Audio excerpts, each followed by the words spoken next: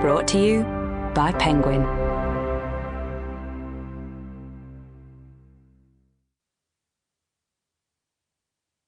Yoshuku, The Japanese Art of Manifesting. Written and read by me, Azumi Uchitani. Sakura, Cherry Blossom. Prologue.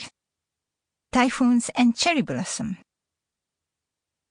I have always held close the wisdom I learned from our family's Buddhist monk.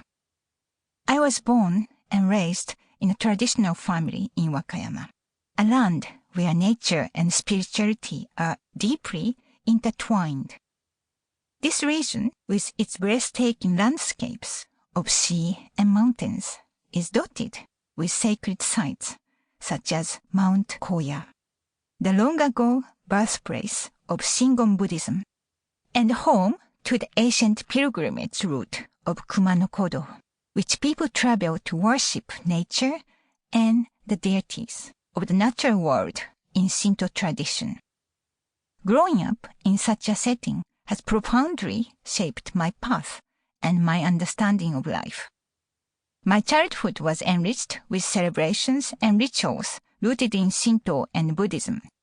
One of the most important of these events is Obon, a traditional Buddhist event to honor and heal the spirit of our ancestors, which families and communities celebrate together every August.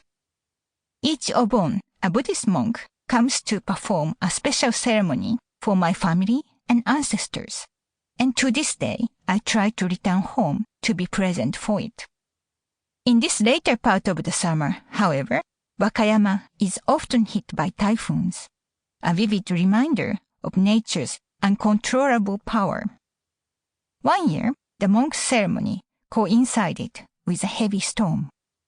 After his long prayer delivered against the sound of the raging wind and rain outside, the monk sipped his tea and said calmly, "Remember, next spring we will have beautiful sakura cherry blossom." Do you know why? During heavy storms like typhoons, the trees endure.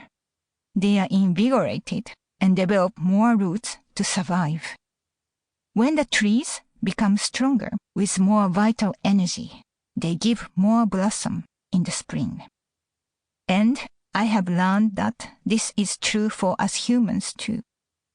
While we are on our journeys to blossom and manifest our dreams, we may face hardship and feel like giving up. But these are opportunities for invigoration and growth. We become stronger in spirit and blossom all the more abundantly for it. It is a part of our journey to make our dreams come true. In my early 20s, moving from Japan to England to pursue my studies, before settling in Amsterdam, I set goals and had a wish list, as many of us do. One by one, I manifested everything I wanted. By the age of 25, I had bought a house and got married. I started my first business at 29 and became a mother at 31. By 32, my life was abundant in material wealth. However, alongside this prosperity, I was plagued by a chronic autoimmune disorder. I masked my physical and mental suffering and continued manifesting the life of luxury I shared with my husband at that time. What we achieved together, his career, my career, all looked glorious from the outside.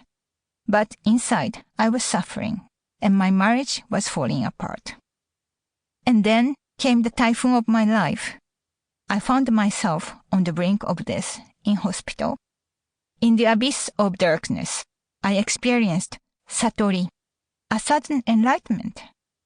Stripped of everything, my possessions, status, and appearance, I was forced to rediscover my true self and found genuine fulfillment, happiness, and gratitude.